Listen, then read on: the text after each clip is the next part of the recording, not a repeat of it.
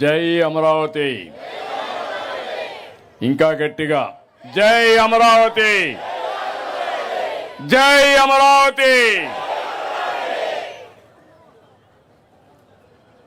ప్రజాస్వామ్యం గొప్పతనం, ప్రజల సంకల్ప బలం మరోసారి చాటి చెప్పిన రోజు ఇది. రాష్ట్ర చరిత్రలోనే కాకుండా దేశ చరిత్రలో సువర్ణ అక్షరాలతో లిఖించదగ్గ రోజు ఇది. చరిత్ర ఉన్నంత వరకు అమరావతి చరిత్ర ఉంటుంది.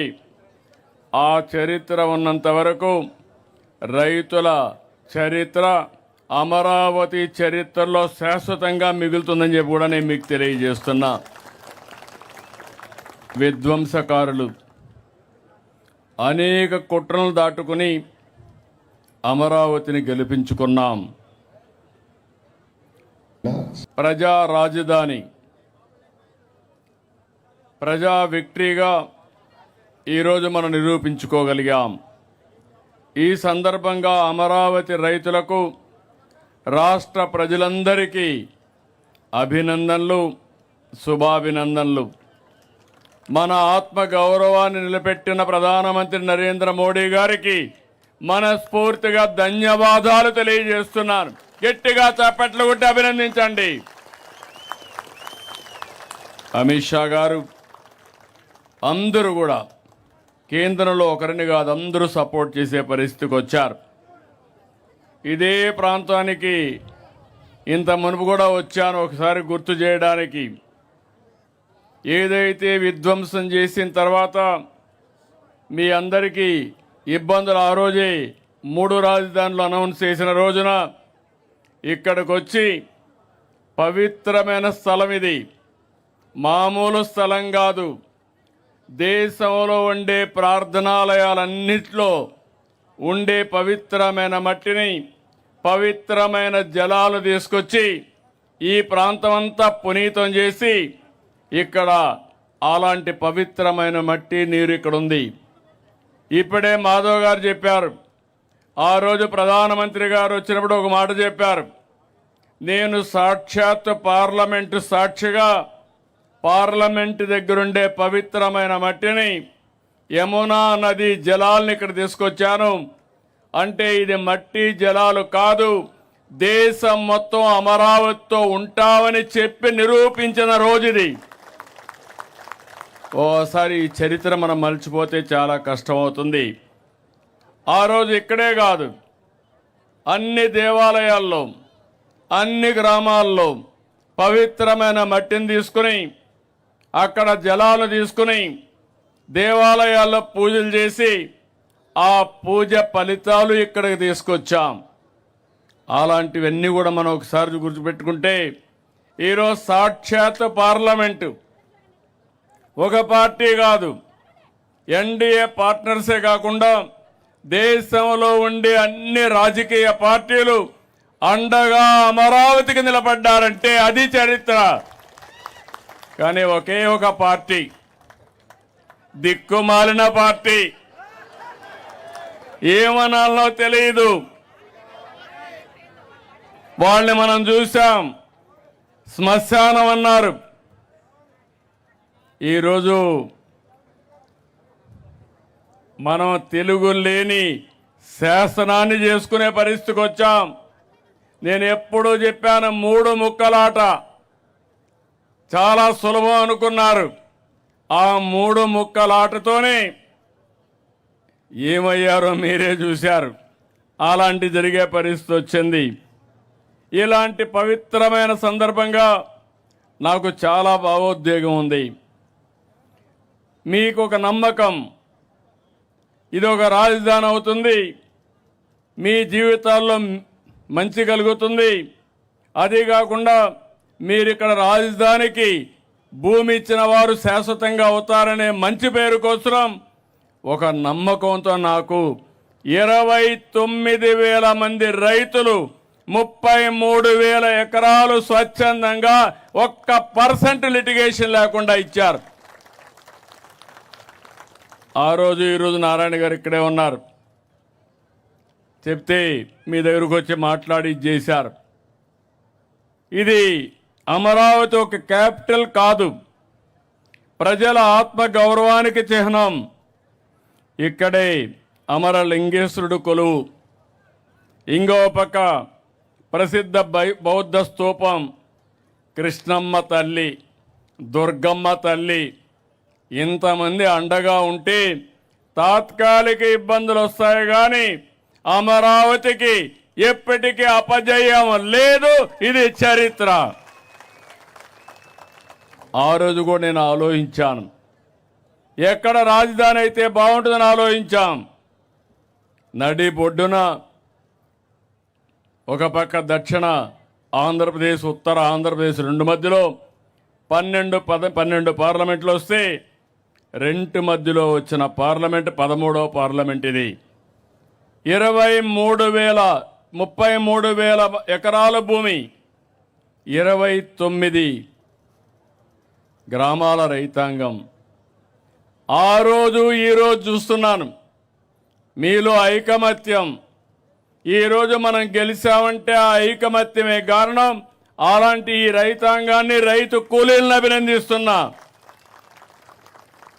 58 రోజుల్లో మొత్తం కలిసి 54,000 ఎకరాలు పూలు చేయగలిగాం.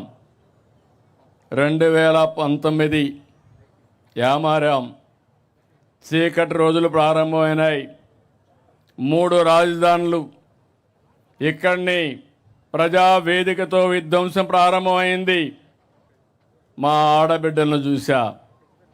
చరిత్రలో వీర వనితల గురించి చదువుకున్నాం కానీ ఒక రాణి రుద్రమదేవిని ఇలాంటి వీర వనితల గురించి చదువుకున్నాం కానీ నిజమైన అమరావతి చరిత్రలో మీ ప్రతాపాన్ని చూపించారు, మీ పట్టుదల చూపించారు. నా జీవితంలో ఎప్పుడూ మర్చిపోలేను. ఎన్ని అవమానాలు పడ్డారు నేను చూశా మిమ్మల్ని. ఆ రోజు నేను మా మిస్సెస్ వస్తే, భువనేశ్వర్ గారు వస్తే, మీ యొక్క ఆవేదన చూసి, మీరు చేసిన త్యాగం చూసి ఉన్న పళంగా నాకు కూడా చెప్పలేదు. 2 గాజులుంటే తీసి మీ ఉద్యమానికి సంఘీభావంగా ఇచ్చారు. వారొక్కరే కాదు, చాలామంది ముందుకు వచ్చారు. ఎక్కడెక్కడో ఉండే ఎన్ఆర్ఐస్ ముందుకు వచ్చారు. ఆ రోజు చాలా సమస్యలు వచ్చాయి. ఒక పక్క రైతాంగం భూములు ఇచ్చేశారు, మీకు వ్యవసాయం లేదు, ఆదాయం లేదు, మీకు వచ్చే కవులు కూడా ఇవ్వలేదు. మీరు లీగల్గా పోరాడాలంటే చాలా కష్టం. ఒక పక్క ఉద్యమం, ఒక పక్క జీవనోపాధి, ఇంకో పక్క ఖర్చులు. ఇవన్నీ చూసినప్పుడు చాలా బాధేస్తే నా దగ్గర కూడా ఆ రోజు డబ్బులు లేవు. ఎన్నో సంవత్సరాలు పార్టీని రన్ చేశాను కానీ డబ్బులు లేకపోతే ఎంత ఖర్చు పెట్టాలని నేను కూడా ఖర్చు పెట్టి కడాల జోలి బట్టి వసూలు చేసి స్ఫూర్తిదాయకంగా మీకు అందించాం ఉద్యమానికి. పవన్ కళ్యాణ్ గారిని చూశాను, ముళ్ళ కంచెలేస్తే ముళ్ళ కంచెల్ని ఛేదించుకొని మీరు ఏమన్నా చేయమని మీ దగ్గరకు వచ్చి సంఘీభావాన్ని తెలియజేశారు. బీజేపీ నాయకులను చూశాను, వాళ్ళు అదే మరిగా వచ్చి సంఘీభావాన్ని తెలియజేశారు. ఇప్పుడు కూడా జ్ఞాపకం, న్యాయస్థానం దేవస్థానం, అమరావతి నుంచి అరసువెల్లి వరకు మీ పాదయాత్ర మధ్యలో మీరు ఆపేసే పరిస్థితి నేనే సజెస్ట్ చేశాను. వద్దు, ఇంకా పోవద్దండి, ఈ దుర్మార్గులు ఏం చేస్తారో తెలియదు, మర్యాదగా ఈరోజు ఒక అడుగు తగ్గదాం, రాబోయే రోజుల్లో 10 అడుగు సింహాల మారిగా ముందుకు పోదామని చెప్పా. అది ఈరోజు చూపించాం. అయితే 1631 రోజులు నేను ఒకటే చెప్తున్నా, చరిత్ర పుటలో మీ చరిత్ర కూడా ఉండాలి, మీ త్యాగాలు కూడా ఉండాలి. ల్యాండ్ పూలింగ్ ఇవ్వడం ప్రపంచంలోనే ఎక్కడా లేని స్ఫూర్తి. అలాంటి రాజధాని రాలేనప్పుడు వీరోచితంగా పోరాడి సాధించుకున్న స్ఫూర్తి ఒక్క అమరావతి చరిత్రకే ఉంటుంది. దీంట్లో అనుమానం లేదు. 3 ముక్కలాట చూసిన తర్వాత 2024 ఏకపక్షంగా ఎన్నికలు జరిగాయి. 94% స్ట్రైక్ రేట్ వచ్చింది. గెలిపించిన తర్వాత బాధ్యత పెరిగింది. మళ్ళీ మొదటికొచ్చాం. ఆ రోజు మీరు చూస్తే మొట్టమొదటిసారిగా హైదరాబాద్ను అభివృద్ధి చేయాలని నేను అమెరికాకు పోయి ఐటీ కంపెనీలు తెచ్చాను. ఈసారి ముఖ్యమంత్రి అయిన తర్వాత 14లో నేరుగా సింగపూర్కి వెళ్ళి సింగపూర్ లాంటి సిటీని నిర్మాణం చేయాలి, మీరు నాకు సహాయం చేయమంటే మాస్టర్ ప్లాన్ తయారు చేసి ఇచ్చారు. మంచి ప్లాన్ తయారు చేసి ఇచ్చారు. వాస్తు బ్రహ్మాండంగా ఉంది. ఎవ్వడు ఏమీ చెయ్యలేడు. 1 ఇంచి కదలపలేరు. సుజావుగా జరుగుతుంది. ఇప్పుడు హామీ ఇస్తున్నా, ఇది ప్రపంచంలోనే ది బెస్ట్ సిటీగా తయారు చేసి జాతికి అంకితం చేస్తాం. ఇది ఒక ప్రపంచ రాజధాని అమరావతి, ఒక ఆదర్శ రాజధాని అమరావతి, తెలుగు జాతికి గుండె అమరావతి, జాతి గౌరవం అమరావతి. అందుకని మళ్ళీ ప్రధానమంత్రి గారు 2 సార్లు రావడం ఎప్పుడూ చూడరనుకుంటాను. అది కూడా ఒక చరిత్ర. మొదటిసారి ఫౌండేషన్ వేశారు, మళ్ళీ పనులు ప్రారంభించడానికి 2వసారి వచ్చారు. తొందరలోనే 3వసారి వస్తారు. ఏవైతే ప్రారంభించిన పనులు పూర్తి చేసి జాతికి అంకితం చేయడానికి తొందరలోనే వస్తారని చెప్పి కూడా నేను మీకు తెలియజేస్తున్నా.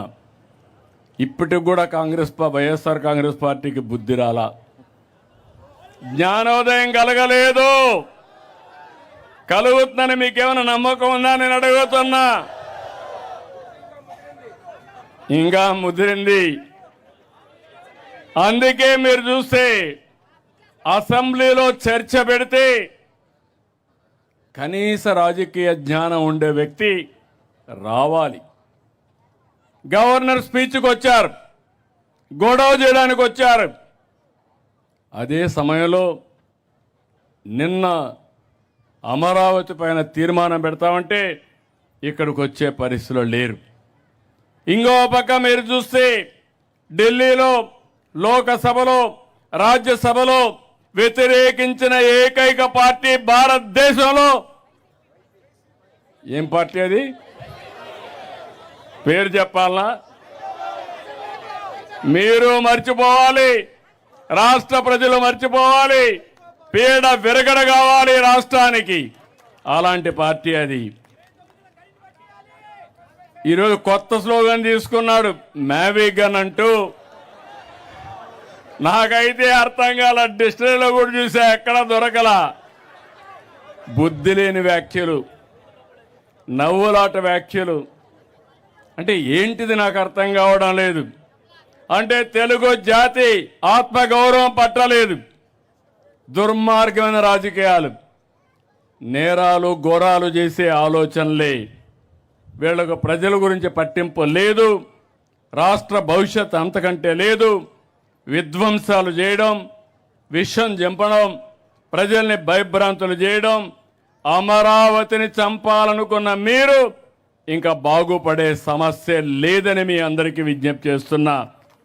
అందుకని బిల్లుపై పార్లమెంట్లో వాకౌట్ చేశారు. శాశ్వతంగా మీరు ఆ పార్టీని బ్యాకప్ ఏం చేయాలి? బ్లాక్అవుట్ చేయాలి. అప్పుడే వీళ్ళకి బుద్ధి వస్తుంది. రాజకీయాల నుంచి ఇలాంటి వాళ్ళని నేను చాలా రాజకీయాలు చూసా. 5 దశాబ్దాలుగా రాజకీయాలు చేస్తున్న 48 ఏళ్లుగా రాజకీయాలు చేశా. హేమాహేమిని చూశా, అనేక సమస్యలు చూశా. ఇంత చౌకబారు రాజకీయం, ఇంత నీతిమాలిన రాజకీయం నేను ఎప్పుడూ చూడలేదని చెప్పి నేను మీకు అందరికి కూడా విజ్ఞప్తి చేస్తున్నా. అందుకనే ఈరోజు మిమ్మల్ని అందరినీ కోరుతున్నా, అమరావతి, ఆంధ్రప్రదేశ్, ఒక్క అమరావతినే కాదు, 3 మెగా సిటీలు విశాఖపట్నం, తిరుపతి డెవలప్ చేస్తాం. ప్రతి ప్రాంతాన్ని అభివృద్ధి చేస్తాం. అమరావతి ఒక స్ఫూర్తిగా ఉంటుంది. ఇక్కడ కూర్చుంటే ఎక్కడ లేని వైబ్రేషన్స్ వస్తాయి, ఇక్కడి నుంచి పరిపాలన సమర్థవంతంగా చేసి ప్రతి ప్రాంతాన్ని అభివృద్ధి చేస్తామని అమరావతి సాక్షిగా ప్రజలకు హామీ ఇస్తున్నాం. ఇక అమరావతి అన్స్టాపబుల్, ఎవరు స్టాప్ చేయలేరు. అమరావతి అజేయం, అద్వితీయం, భవిష్యత్ అవిరామం.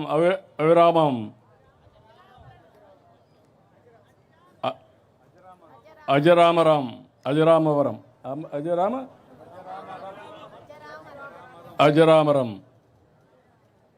నేను అందుకే మీ అందరికీ చెప్తున్నా, మీరే చూస్తారు. హైదరాబాద్ నగరం 95/2004లో వేసిన foundation. Hyderabad plus Amaravati. Quantum వస్తుంది, ఒకటి కాదు, ప్రపంచం మొత్తం ఇక్కడికి వచ్చే పరిస్థితి వస్తుంది. నేను మిమ్మల్ని ఒకటే కోరుతున్నా, మీరు కూడా ఏమరపాటుతో ఉంటే మళ్ళా సమస్యలు వస్తాయి. అప్రమత్తంగా ఉందాం. మీకు నేను అండగా ఉంటా. ప్రపంచం మొత్తం బెస్ట్ ప్రాక్టీసెస్ ఇక్కడ తీసుకొచ్చి అమరావతిని బ్రహ్మాండమైన రాజధానిగా చేసి నా రుణం తీర్చుకుంటా. మీరందరూ కూడా సహకరించాల్సిందిగా. ఈరోజు నాకు ఎంత ఆనందంగా ఉందంటే, ఎంత గర్వంగా ఉందంటే చెప్పలేనంత గర్వంగా ఉంది. దానికి కారణం ఈ అమరావతికి శాశ్వతత్వాన్ని తీసుకొచ్చాం. ఎవ్వడు కూడా రాబోయే రోజులు ఈ చట్టాన్ని మారుస్తామని పిచ్చి పిచ్చి మాటలు మాట్లాడుతున్నారు. కానీ ఇది వైఎస్ఆర్ కాంగ్రెస్ పార్టీ కాదు, ఢిల్లీలో అన్ని రాజకీయ పార్టీలు కలిసి చేసిన చట్టం. ఈ చట్టాన్ని ఎవరూ మార్చలేరని మరొకసారి మీకు విజ్ఞప్తి చేస్తూ, రాష్ట్రం మొత్తం అమరావతి పైన ఒక మన రాజధాని, ఇంతవరకు అడ్రస్ లేని మనకు ఒక అడ్రస్ క్రియేట్ చేసుకున్నాం. దీని అందరూ ఓనర్షిప్ తీసుకోవాల్సిన అవసరం ఉంది. ఎక్కడికి పోయినా నీ రాజధాని ఏదంటే నా రాజధాని అమరావతిని గర్వంగా చెప్పాలి. జై తెలుగు తల్లి, జై భారత్, జై అమరావతి. ఎందుకంటే టైం కూడా తక్కువ ఉంది, అందరం 7 గంటలకు వెళ్ళాలి. కాబట్టి మనం అందరం అక్కడికి వెళ్ళి ఆ కార్యక్రమాన్ని జయప్రదం చేయాల్సిందిగా మిమ్మల్ని కోరుకుంటూ అందరికీ నమస్కారాలు, ధన్యవాదాలు.